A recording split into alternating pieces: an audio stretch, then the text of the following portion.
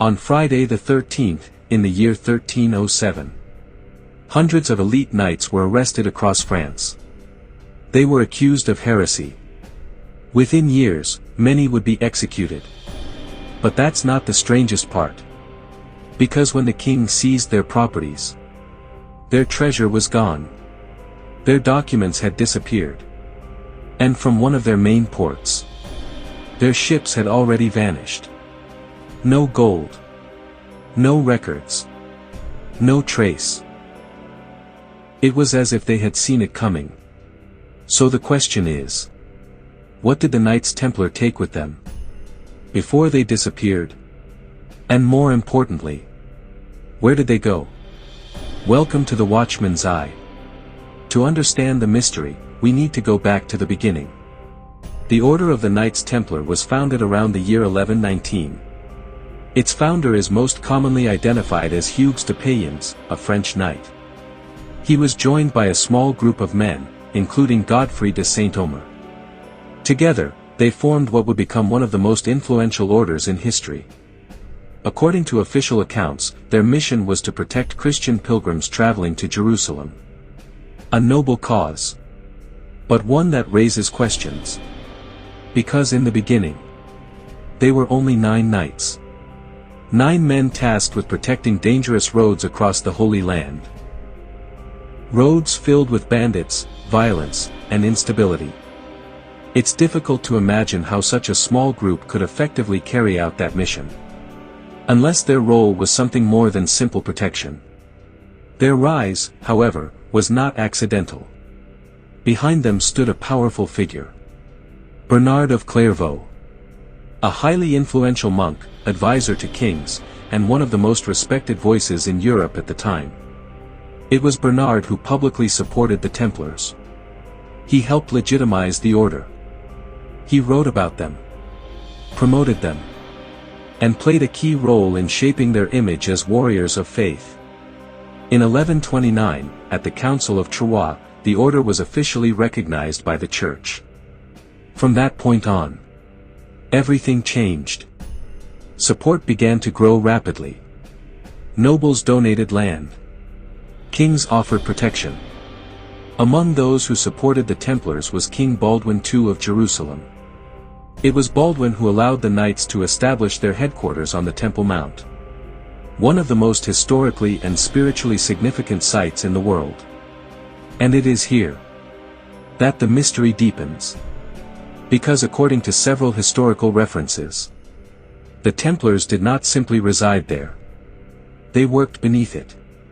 There are mentions of excavations, of tunnels, of years spent digging below the surface.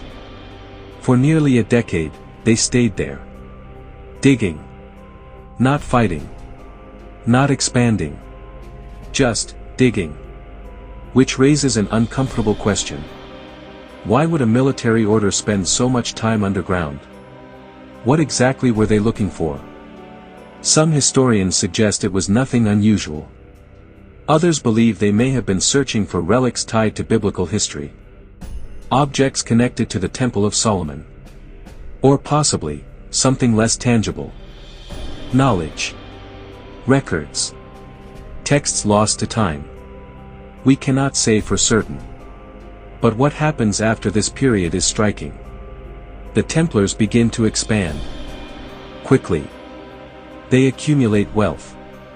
They establish a network that stretches across Europe. And they develop something unprecedented. A financial system. Pilgrims could deposit money in one location and withdraw it in another. Kings could move resources across borders.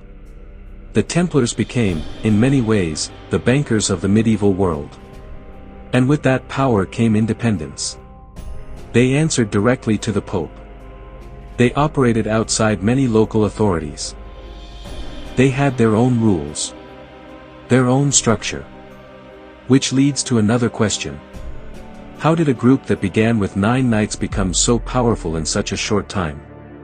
Was it simply effective organization? Or did they have access to something others didn't? As their influence grew, so did suspicion. Rumors began to spread. Stories of secret rituals, unusual initiation ceremonies, and references to something called Baphomet. Most of these claims emerged during interrogations, many under torture, which makes them difficult to trust. But even so, the fact that such accusations persisted suggests that the Templars were not fully understood. Eventually, their power attracted the attention of a man who had both motive and opportunity: King Philip IV of France. Philip was heavily in debt, and the Templars were among his creditors. Eliminating them would solve more than one problem. In 1307, he acted with the support, at least initially, of Pope Clement V. But this is where the situation becomes more complex.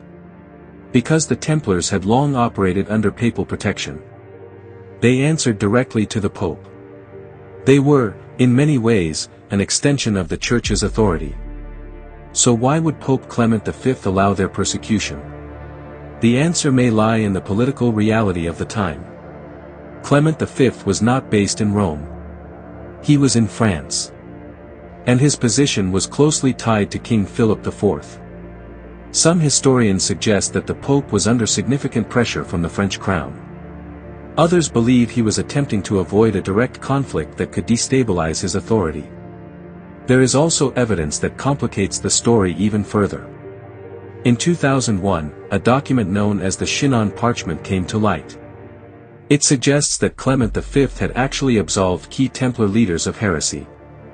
If that is true, then the narrative becomes even more difficult to interpret. Why absolve them and still allow their destruction? Was it a matter of belief or survival? Was the Pope acting out of conviction, or navigating a situation he could not fully control? In the end, the line between authority and influence becomes blurred, and the fall of the Templars begins to look less like a purely religious decision, and more like a moment where politics overpowered principle. The arrests were carried out across France in a coordinated operation. Thousands were detained, including the Grand Master himself, Jacques de Molay. What followed was a series of trials, confessions, executions, and the official dissolution of the order. But once again, the details don't fully align. Because when authorities searched Templar holdings, they did not recover the full extent of their wealth, and architectural details that don't seem to fit neatly into the accepted timeline. And then there is Portugal. Unlike France, Portugal did not destroy the Templars. King Dinis of Portugal chose a different path. In 1319, the order was restructured and renamed the Order of Christ. Many former Templars continued under this new identity, and this order would later play a major role in the Age of Exploration, supporting voyages linked to figures like Prince Henry the Navigator. So while the Templars may have disappeared in one region, they clearly survived in another, under a different name. Which brings us to the final question. When an organization with military power, financial control, and international influence suddenly disappears, what is more likely? That it was completely destroyed, or that it adapted? History often records endings, but it doesn't always capture transformations. Because if there is one pattern history tends to repeat, it is this: power rarely disappears. It relocates. It adapts. It hides. And sometimes, it waits. So maybe the real mystery isn't where the Knights Templar went, but what they became, and whether traces of that transformation still exist today. What do you think? Were they truly erased from history? Or did they simply learn how to survive it? Let me know your thoughts. And if you want to keep exploring stories like this, stay with me.